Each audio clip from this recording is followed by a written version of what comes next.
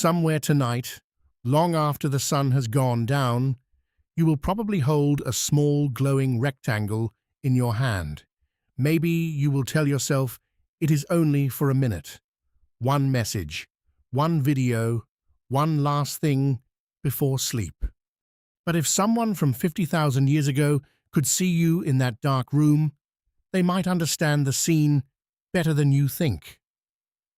A human body sitting in darkness, a face lit from below, eyes fixed on a moving light, the world outside hidden, the mind waiting for something.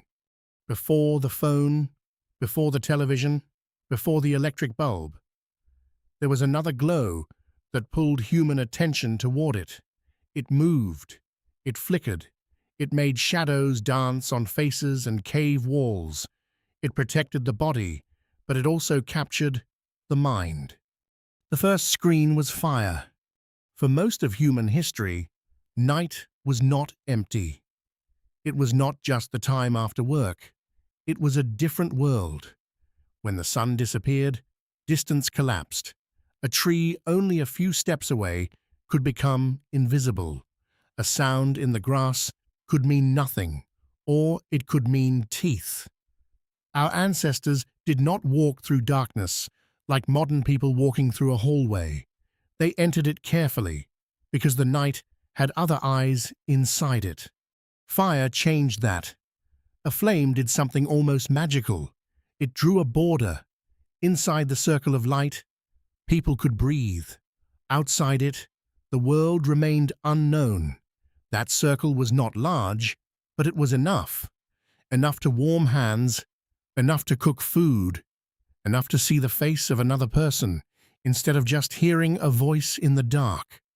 And once humans had that circle, night stopped being only a threat, it became time. This may be one of the most important things fire gave us. Not just heat, not just cooked meat, not just protection from animals. Fire gave humans extra hours when the body no longer had to freeze in place and wait for dawn. It stretched the day beyond the sun. But those extra hours were strange hours. You could not hunt very far. You could not gather plants. You could not build complicated tools with perfect precision. The world beyond the flame was still dangerous. So humans did something else. They looked at one another. They talked. During the day, conversation had a job. Where is the food? Who saw tracks? Which path is safe? Who owes what? Who broke the rule? Daylight talk was tied to survival, movement, and work. But night talk was different. Around fire, the mind could leave the immediate moment. A person could describe an animal they saw weeks ago. Someone else could exaggerate it until the children laughed. An elder could explain why the stars looked like scattered bones, or why a certain place should never be entered. A hunter could become brave again in the retelling. A dead relative could return for a few minutes as a story. In daylight, humans solved problems. In firelight, humans built worlds.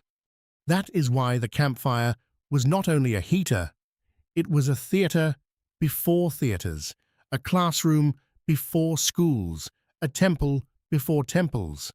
It was the place where memory became entertainment, where warnings became myths, where practical knowledge could hide inside a story and survive for generations. A flame is a very simple thing, but it does something powerful to attention. Everyone can look at it together. Nobody owns it. Nobody scrolls past it. It does not shout. It does not change every 3 seconds. It holds the group in one shared rhythm. Modern screens also glow in the dark, but they usually pull each mind into a private tunnel. Firelight gathered people into the same silence. Screenlight often separates people inside the same room. And this is where the story becomes stranger, because fire did not only change what humans did before sleep, it may have changed how humans slept. Most people today imagine sleep as one solid block. You get into bed, you disappear for 7 or 8 hours, then you wake up. If you wake in the middle of the night, something feels wrong. You check the time. You worry. You reach for the phone. The glow returns. But for much of recorded history, sleep does not seem to have worked that way for many people. Historical texts from different periods mention a first sleep and a second sleep. People would sleep for several hours, wake during the deep quiet of the night, remain awake for a while, then sleep again until morning. That middle period was not necessarily treated as a disaster. It could be a time for prayer, thought, intimacy, dream reflection, or simply lying still in darkness while the mind moved slowly through itself. Imagine that for a moment. No notifications, no ceiling light, no blue glow on the pillow, just a human being awake in the night, not panicking, not performing, not consuming anything, simply existing between two sleeps. Modern experiments with long winter-like darkness have suggested that when artificial light is removed, some people naturally drift toward a similar two-part sleep pattern. We should be careful not to claim every ancient person slept in exactly the same way. Human sleep has always varied by climate, danger, culture, age, and season. But the evidence points to something modern life often forgets. Waking at night is not always a failure. Sometimes the body may be remembering an older rhythm. So what happened to that rhythm? We did not lose it all at once. We lit the night piece by piece. First came controlled flames, then lamps, then brighter streets, then gaslight, then electric bulbs, then the glowing rooms of the modern world. Eventually, darkness stopped being the normal condition of night. It became something you had to travel to find. And then came the screen. The screen did not just brighten the night, it filled it.